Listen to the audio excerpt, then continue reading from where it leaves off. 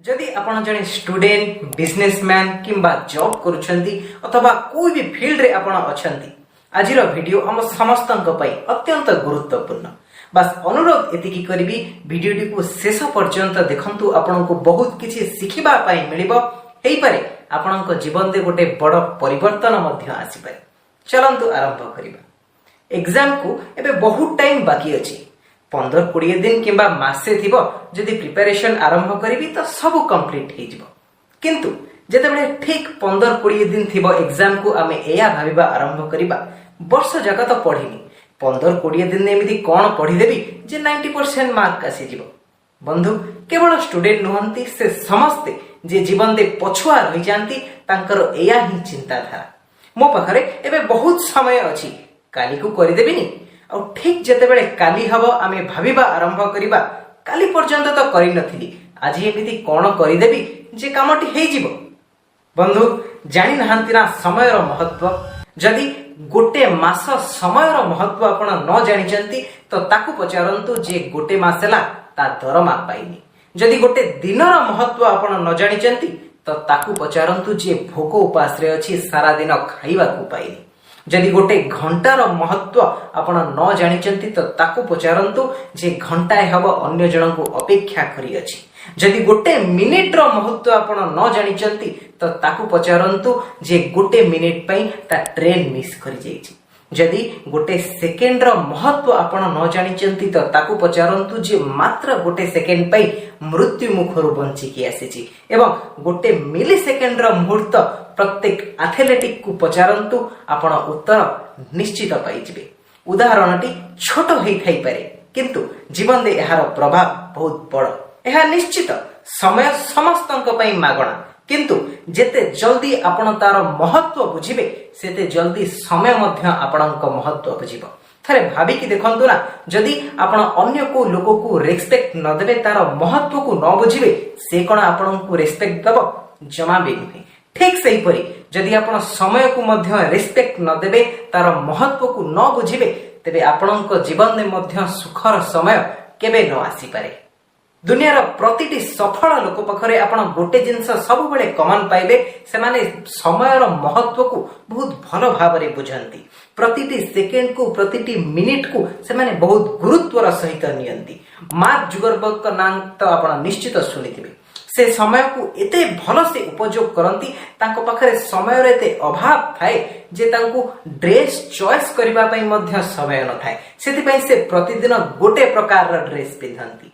Bill Gates को भी तो आपण जानिथिबे ताको पाखरे मध्य समयर एते अभाव जे से निज जोता ओलेबा को मध्य समय पांती। सेति पई सोइला समय रे बेले बेले जोता पिंधि की ही सोई पड़ंती। बंधु समय ही होची टंका। उदाहरण सहित आपण को बुझौची देखंतु। जदि गोटे सेकेंड इज इक्वल टू गोटे टंका हुए अर्थ गोटे सेकेंड रे जदि आपण गोटे टंका रोजगार करंती तेबे आपणकर मासिक दरमा 25,92,000 टंका हब। बंधु एबे भी आपणक पाखरे समय अछि समयर महत्व को बुझिबा पई। निजको एते बिजी रखंतु जेमिति मोबाइल ले समय नष्ट करिबा पई आपणक पाखरे समय नथिबो। पबजी खेलिबा तो दूरर कथा निज काम रे एते फोकस रुहंतु जेमिति अन्य कोनोसी दिग को मध्य आपणक ध्यान न जाए। आमे समस्ते गोटे लग्जरी लाइफस्टाइल बंचिबा पई चाहंती। 5 स्टार होटल ले खाइबा पई चाहंती। बड़ बड़ गाड़ी रे बुलिबा पई मध्य चाहंती। प्रति वर्ष स्विट्जरलैंड रूस जापान चाइना अमेरिका अलग अलग देश बुलिबा पई चाहंती। छोट घर छाड़ी बड़ बड़ बंगला रे रहिबा को मध्य चाहंती। से सब स्वप्न पूर्ण होई परिबो जदि वर्तमान जो भी फालतू काम रे आपण निज महत्वपूर्ण समय को नष्ट करूचंती तार गभीरता को जानिबे। समयर सठिक उपयोग विश्वासर सहित करंतु एवं साहसर सहित करंतु। बंद आखिरे नुहे खोला आखिरे स्वप्न देखंतु एवं ताकू पूर्ण करंतु। हुए तो वर्तमान आपण जो परिस्थिति रे अछंती समयर महत्व आपण न बुझी पारंती किंतु जेतेबेले आपण जीवन दे किछि हासिल करिवे सेतेबेले प्रतिटी मिनिट रो प्रतिटी सेकेंड रो महत्व आपण निश्चित बुझिबे। किंतु किछि पाइबा पूर्वरु जदि आपण समय को बुझी नियंती तेबे हुए तो आपणक जीवन किछि अलगा होई परिबो। କାରଣ ସଫଳ ହେଲା ପରେ ଭଲ ମଣିଷ ହୁଅନ୍ତିନି, ଭଲ ମଣିଷ ହେଲା ପରେ ସଫଳ ହୁଅନ୍ତି। ଯଦି ଆଜି ଆପଣ ସମୟର ସଠିକ୍ ଉପଯୋଗ କରିବେ ତେବେ ଭବିଷ୍ୟତରେ ସମୟ ଆପଣଙ୍କ ହାତର ଚାବିକାଠି ହୋଇପାରିବ। ଯଦି ସେମିତି ନ ହୁଏ ତେବେ ରେଡ଼ି ରୁହନ୍ତୁ ଆପଣ ସମୟ ହାତର ଚାବିକାଠି ହେବା ପାଇଁ। ସମୟ ଆପଣଙ୍କର। ଯଦି ଚାହିଁବେ ସୁନା କରିଦେବେ, ଯଦି ଚାହିଁବେ ଶୋଇବାରେ ବିତେଇଦେବେ। ଯଦି ସମୟକୁ ବର୍ବାଦ କରୁଛନ୍ତି ତେବେ ମନେ ରଖନ୍ତୁ ବନ୍ଧୁ, ଏହି ସମୟ ହିଁ ଦିନେ ଆପଣଙ୍କୁ ବର୍ବାଦ କରିଦେବ। ଅତ୍ୟନ୍ତ ସରଳ ଭାଷାରେ କହିବାକୁ ଗଲେ ଆପଣ ନିଶ୍ଚିତ କରିନିଅନ୍ତୁ ଆପଣଙ୍କୁ ଜୀବନରେ କ'ଣ କରିବାର ଅଛି, ନଚେତ୍ ଜୀବନ ନିଶ୍ଚିତ କରିନେବ ତାକୁ ଆପଣଙ୍କ ସହିତ କ'ଣ କରିବାର ଅଛି। ପ୍ରଥମେ ଆପଣ ସମୟକୁ ମାରିବେ ଏବଂ ପରବର୍ତ୍ତୀ ମୁହୂର୍ତ୍ତରେ ସମୟ ଆପଣଙ୍କୁ ମାରିବ। ହୁଏତ ଆପଣଙ୍କ ପାଖରେ ସମୟ ଥାଇପାରେ, କିନ୍ତୁ ସମୟ ପାଖରେ ଏତେ ସମୟ ନାହିଁ ଯେ ସେ ଆପଣଙ୍କୁ ବାରମ୍ବାର ସମୟ ଦେବ। ସମୟର ମହତ୍ତ୍ୱକୁ ବୁଝନ୍ତୁ। ଯାହା ଭାଗ୍ୟରେ ଲେଖା ନାହିଁ ତାକୁ ବାସ୍ତବରେ ଲେଖନ୍ତୁ।